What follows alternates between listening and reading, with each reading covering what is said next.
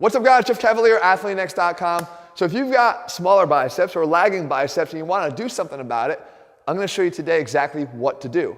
Now, I know that it's not just biceps. A lot of us have multiple muscle groups that are lagging, a little bit slow to grow. So that means I'm going to cover all of them. I'm going to make sure we do a whole series on this, on how to get that lagging muscle group growing. And to make sure that you don't miss any of these, obviously you have to subscribe, but do me a favor and also turn on that notification bell so you can make sure that you don't miss any of these videos in the series. Now let's do this together, okay? Because I'm going to make this an interactive video because I want you to feel this right away and see what the problem is so you can become more aware of how to fix it. First thing we're going to do, I want you to take your arm right here and put it at your side and squeeze. Okay, I want you to flex your bicep as hard as you possibly can. Do you feel any discomfort here? Okay, just make note. Do you have any discomfort in your bicep? I can tell you I actually have some discomfort here, right? But now we can make it more intense.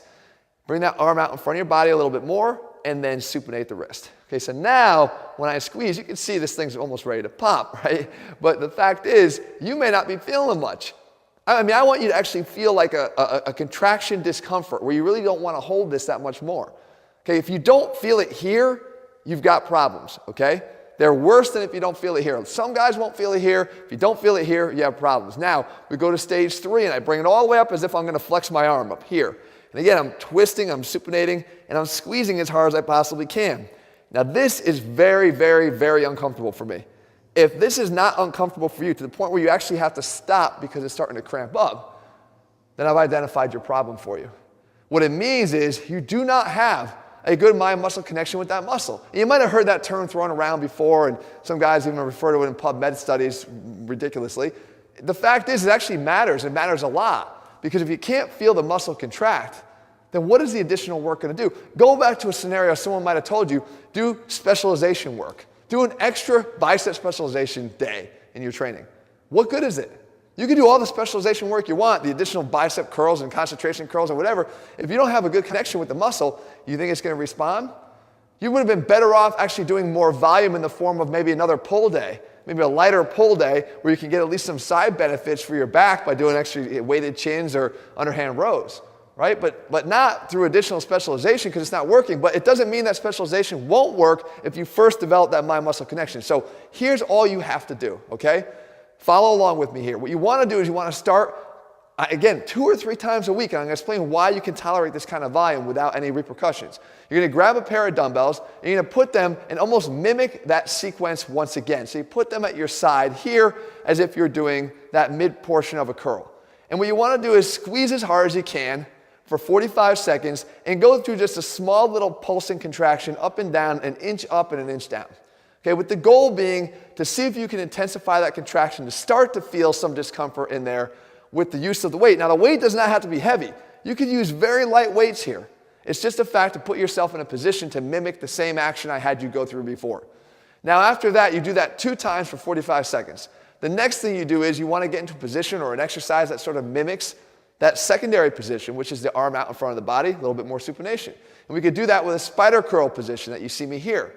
Now, the same thing applies here. I'm going to get up into that position, get to a contraction, have the forearm supinated, squeeze as hard as I possibly can, hope to feel more discomfort, and pulse a little bit in that top position.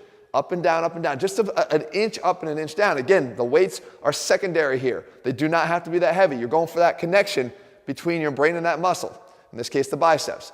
Again, 45 seconds twice. Then finally, we're going to grab either a band if you're going to be training at home or a cable machine if you're training in the gym. And you want to mimic that same last position, which was basically that bicep flex position. So we're going to do the cable curl down to a flex position here. And when you have it there, you want to go and pulse again, once again, up an inch and down an inch for another 45 seconds per arm. Now, if you do this whole thing, it only comes out to be about 6 minutes of activation work. I know I did a sore in 6 minutes series before, but let's call this the size in 6 minutes. Now, don't be confused. This is not a size building activity here. It's not. We're talking about isometrics and light dumbbells.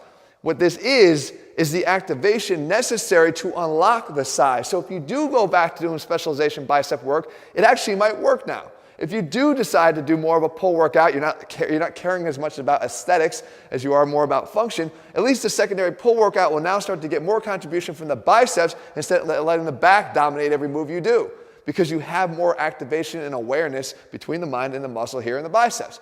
So you do this as the gatekeeper to the size. Okay, and the key is this. You're able to do it 2 or 3 times a week. Additionally, number 1, because it's short. Number 2, you don't have any eccentric overload here. Number 3, you're not getting a whole hell of a lot of metabolic buildup. So these methods that might cause some soreness that would prevent you from doing this are not in place. This is literally a neuromuscular re-education activity that can be done more frequently. And the way you can simply retest is from week to week, do the contraction sequence and see if you can start getting sore. And ideally, to the point where even when you're down here, you're feeling some contraction soreness here as well, right? Some discomfort. Guys, if you found this video helpful, make sure you leave your comments and thumbs up below. If you're looking for a step-by-step program that puts real science, not just PubMed studies, but real science in everything we do, it's all available over at athleanx.com. And remember, like I said, you don't want to miss any of these in this series because I'm going to try to help you with every single muscle group, regardless which area is stubborn for you. Turn on those notifications and subscribe to the channel. All right, guys, we'll be back here again in just a few days. See you.